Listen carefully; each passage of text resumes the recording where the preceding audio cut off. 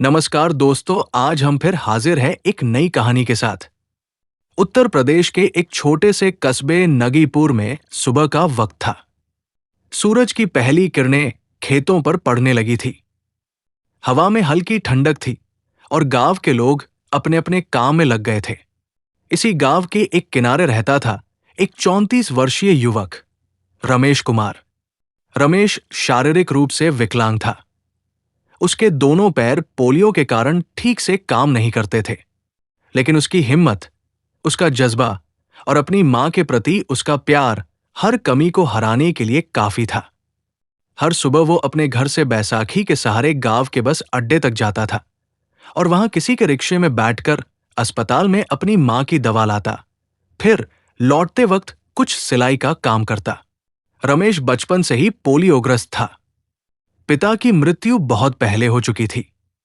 मां जानकी देवी एक मेहनती महिला थी, जिन्होंने जैसे तैसे रमेश को बड़ा किया। वो गांव के स्कूल में सफाई का काम करती थी, लेकिन अब बुढ़ापे ने उन्हें घेर लिया था। उनकी किडनी में दिक्कत थी और उन्हें नियमित दवा और देखभाल की जरूरत थी। रमेश ने सिलाई का काम सीखा था और गांव के ही एक कोने में छोटी सी दुकान चला रहा था। लोगों का भरोसा था उस पर। ईमानदार है रमेश, गांव वाले कहते। नगीपुर में एक रेलवे फाटक था, सड़क नंबर 6 फाटक, जो अक्सर बंद भी रहता था और कई बार मैन्युअली चलाया जाता था। वहां कोई स्वचालित सिस्टम नहीं था। गांव वाले अक्सर शिकायत करते, कहीं एक दिन बड़ा हादसा न हो जाए, लेकिन कोई सुनवाई नहीं होती। एक दिन रमेश की मां की तबीयत बहुत बिगड़ गई। डॉक्टर ने कहा, जल्दी से शहर के अस्पताल ले जाइए, वरना खतरा हो सकता है। रमेश चिंतित था। उसके पास पैसे नहीं थे। उसने 2 रातें जागकर अपने सभी बचे कपड़े जल्दी सिल दिए ताकि पैसे इकट्ठा कर सके। मां को रिक्शा में बैठाकर अस्पताल ले जाने के बाद लौटते समय रमेश की बैसाखी टूट गई। फिर भी उसने किसी से सहायता नहीं मांगी। अगली सुबह वो फिर से गया, इस बार बस से।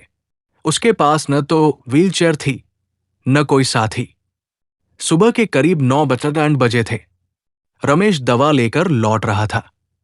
बैसाखियों के सहारे वो फाटक पार कर रहा था कि तभी फाटक धीरे धीरे बंद होने लगा।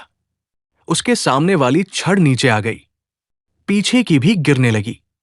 रमेश बीच में ही था, रेलवे ट्रैक पर। उसने जल्दी से बैसाखी को उठा लिया, लेकिन एक पैर फंस गया। वो बुरी तरह डर गया। बैसाखी के सहारे वो खड़ा था, लेकिन आगे नहीं बढ़ पा रहा था। लोग दूर से देख रहे थे, कोई पास नहीं आया। भीड़ जमा हो गई। कोई वीडियो बना रहा था, कोई चिल्ला रहा था, हटो ट्रेन आने वाली है। लेकिन कोई नहीं बढ़ा। फाटक गेट में नदारद था। असिस्टेंट अंदर आराम कर रहा था। जब चिल्लाने की आवाजें आई तब बाहर निकला, लेकिन तब तक देर हो चुकी थी। 10 साल का एक लड़का अर्जुन भीड़ में था। वो रमेश को जानता था। उसने जोर से चिल्लाया, ये रमेश भैया है, कोई बचाओ। लेकिन कोई हिला तक नहीं। तभी भीड़ से एक लड़की दौड़ पड़ी। नाम था शिखा त्रिपाठी। बीएससी की छात्रा थी, एनसीसी कैडेट थी। उसने बिना एक पल गवाए ट्रैक पर छलांग लगाई। रमेश का बैग उठाया, उसका पैर हटाया और खुद उसे खींचकर ट्रैक के बाहर ले आई। सिर्फ 5 सेकंड पहले ट्रेन की तेज आवाज, हॉर्न, कंपन, और शिखा ने खुद को और रमेश को बस 1 सेकंड पहले बाहर खींचा। ट्रेन धड़धड़ाती हुई निकल गई। एक पल को सब चुप थे। फिर किसी ने ताली बजाई, फिर सबने। भीड़ अब वीडियो बना रही थी, लेकिन इस बार सम्मान और इंसानियत के लिए। शिखा और रमेश को गांव के ही अस्पताल ले जाया गया। रमेश को मामूली चोट आई थी, शिखा को हाथ में खरोंच थी, लेकिन दोनों मुस्कुरा रहे थे। अगले दिन गांव में कैमरे थे, रिपोर्टर थे। ये वही रमेश है जो फाटक पर फंस गए थे। ये है शिखा, भारत की बेटी जिसने मौत को हराया। रियल हीरो नेचुरल शिखा सेव में ट्रेंड करने लगे। लाखों लोगों ने वीडियो शेयर किया। प्रधानमंत्री तक ने ट्वीट किया। ऐसे युवाओं पर हमें गर्व है। रेल मंत्री ने नगीपुर रेलवे फाटक का दौरा किया। आदेश दिया, यहां तुरंत स्वचालित सिस्टम लगे। गेटमैन को सस्पेंड किया गया। नया स्टाफ तैनात हुआ। एक एनजीओ ने रमेश को इलेक्ट्रिक व्हीलचेयर दी।